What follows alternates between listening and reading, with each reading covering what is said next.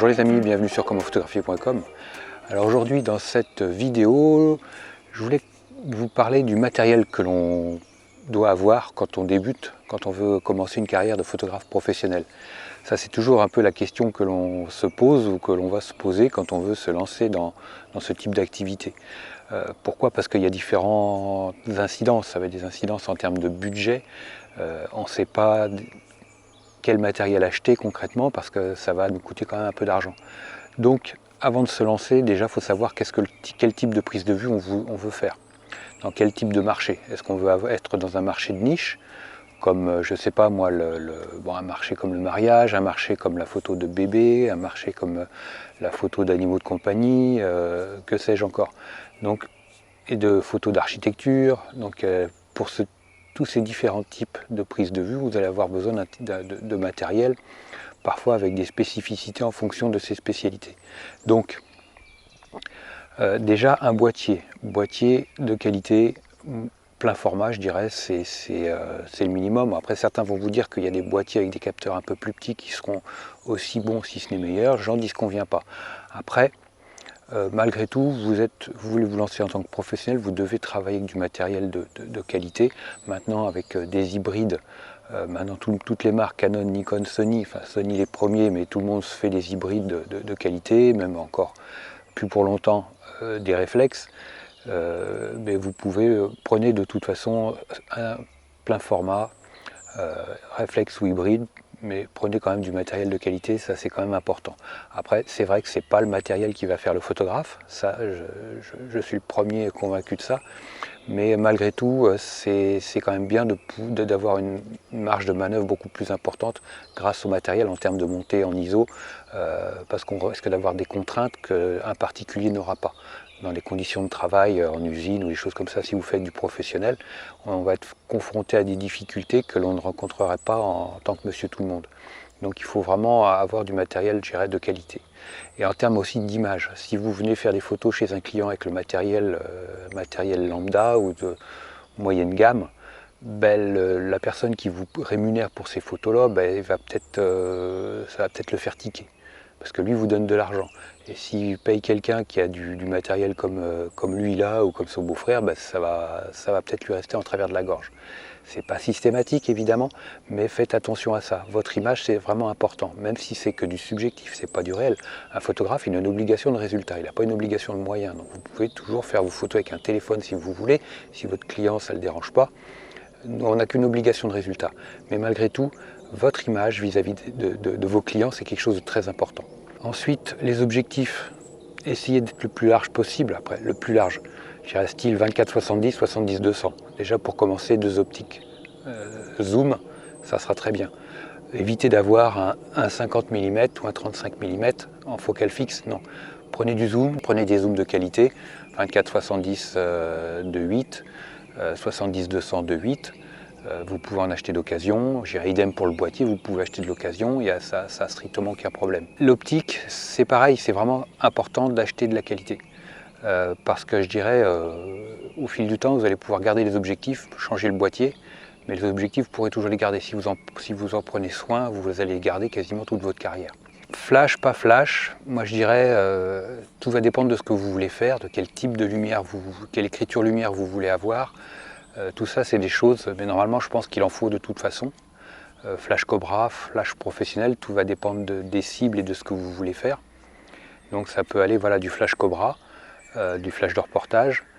Ça, c'est incontournable. Il vous en faut au moins un, voire deux, parce que ce que j'ai pas dit, c'est qu'il est important aussi d'avoir le matériel en double, à part les optiques, bien sûr, mais le boîtier, c'est bien, il faut en avoir deux.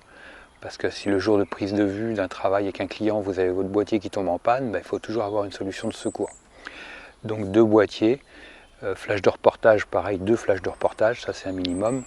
Vous en trouverez à pas cher, des très puissants, sur des marques génériques, sur Amazon ou ailleurs, il n'y a aucun problème.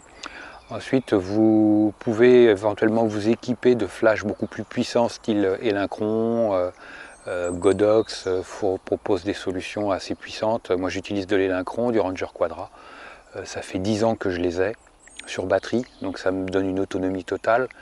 Ils ont 400 joules de puissance. C'est génial, c'est franchement... moi je viens du studio, j'ai commencé dans les années 80 en tant que photographe dans des studios. Et on travaillait que du Broncolor, du 3200 joules, parfois jusqu'à du 6004. Mais 3002, c'était le minimum. Donc là maintenant, je travaille avec du 400 joules, donc on apprend à faire aussi bien avec énormément moins. Donc voilà. Chose importante, ne négligez pas une chose, un matériel essentiel pour nous maintenant photographes. Autrefois, c'était plus vrai, c'était pas vrai, mais c'était pas le cas encore. C'est l'informatique. On ne peut pas vouloir se lancer comme photographe professionnel sans avoir prévu obligatoirement un budget dédié à l'informatique. Et là, l'informatique, il va falloir avoir du matériel performant avec une carte graphique performante. Parce que sans ce matériel-là, vous ne pourrez pas développer vos fichiers RAW de façon correcte. Donc un écran, une tour, éventuellement un portable avec pour faire des choses, mais il faut que vous puissiez calibrer les écrans. Et il faut qu'il y ait de la puissance pour travailler les RAW, il faut qu'il y ait une bonne carte graphique pour voir les images, pour les visualiser correctement en temps réel. Et il faut de la RAM. Donc tout ça, tournez-vous vers un professionnel, un assembleur si vous voulez du PC. Allez sur l'Apple Store si vous voulez du Mac. Après, je ne vous dirai pas qu'il vous faut impérativement du Mac ou impérativement du PC. Vous pourrez avoir du matériel dans les deux marques. Là-dessus, autrefois, c'était Apple only pour les arts graphiques. Quand j'ai commencé dans les années 90, j'ai commencé avec les premiers Apple. Ça coûtait le prix d'une bagnole. J'ai commencé avec Photoshop 3. J'ai commencé avec Photoshop 3. Et ça coûtait une blinde, quoi. Maintenant, c'est très démocratisé, mais on était uniquement sur Apple. Donc, on ne travaillait que sur Mac. Maintenant, vous pourrez travailler aussi bien sur PC que sur Apple. Là, de toute façon, retirez-vous ça de la tête. Il n'y a pas de chapelle particulière. Vous pourrez faire un excellent travail autant avec du Mac que du PC. Après, c'est une question de feeling. Moi, je vous avoue que je suis Apple only depuis les années 90. Et je suis franchement allergique au PC. Non pas que ce soit une mauvaise machine, mais l'univers, j'y arrive pas, quoi. Je suis complètement perdu dans un PC alors que je vais être à l'aise comme un poisson dans l'eau sur un Mac. Voilà, on comprend qui peut, mais c'est comme ça. Donc voilà les amis, vous pouvez aussi penser au logiciel pour développer vos photos. Après, une suite chez Adobe, ça va coûter 10 euros, 11 euros, 10, 15 euros par mois pour vos logiciels. Autrement, si vous voulez avoir tous les logiciels, faire du montage vidéo par exemple, la totalité des logiciels Apple, c'est 50 euros par mois. Donc ça, c'est des choses aussi à intégrer. Pensez également à la sauvegarde. Prenez une solution cloud. Ayez aussi un serveur NAS avec votre ordinateur de plusieurs téraoctets. Comme ça va vous permettre de faire de la sauvegarde en temps réel, d'avoir les derniers travaux à disposition tout de suite sans avoir besoin d'une connexion Internet. Donc vous voyez que mine de rien, mis bout à bout tout ça, ça représente un certain budget. Donc à vous de bien prévoir les choses. Après, vous n'êtes pas obligé de complètement vous équiper de la tête aux pieds dès le départ. Vous pouvez en profiter au fur et à mesure d'investir en fonction des besoins. Au départ, vous pouvez éventuellement, si vous avez la possibilité autour de chez vous, de faire de la location, tant en boîtier qu'en optique. Commencer avec de la location pour faire vos premiers boulots et comme ça éviter d'avoir un investissement lourd d'entrée de jeu. N'hésitez pas à faire de l'intérim, de bosser dans l'usine ou autre chose pour vous faire de l'argent, faire des économies. Après, n'hésitez pas non plus à faire un crédit. Quand vous êtes lancé en tant que professionnel, vous pouvez aller voir les banques pour faire un crédit au départ pour du matériel sur 18 mois, sur 3 ans. Vous pouvez investir dans un boîtier de l'informatique sur 3 ans, faire un prêt 10-15 000 euros si vous avez du boulot. Parce que il faut vraiment le faire en ayant du boulot pour pouvoir le rembourser.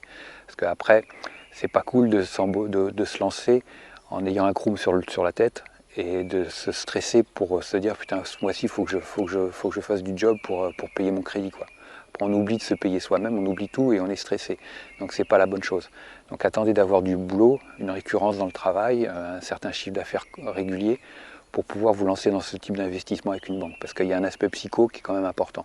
Donc si vous avez peur de ça, attendez un peu, Investissez après quand vous serez plus sécurisé dans votre activité et ne le faites pas d'entrée de jeu. Voilà les amis, un petit like, moi ça me fera super plaisir, je vous like super fort. Si ce n'est pas déjà fait, je vous encourage à vous faire partie de ma liste de contacts. Vous aurez des conseils, des astuces quotidiennes, c'est juste là. Ensuite, vous avez 50% sur toutes les formations du site commentphotographie.com. C'est beaucoup de formations sur la photo de paysage. Il y a des formations également sur de la photo de portrait. Vous avez 50% sur toutes les formations. Donc c'est les formations que vous pourrez avoir. Elles sont à 37 €, 97 €, donc c'est la moitié de ces sommes-là. Vous voyez, ça fait des formations d'une heure à plusieurs heures pour une somme très raisonnable. Moi, ça me soutiendra dans mon activité. Je vous dis à très vite sur commentphotographie.com. Ciao!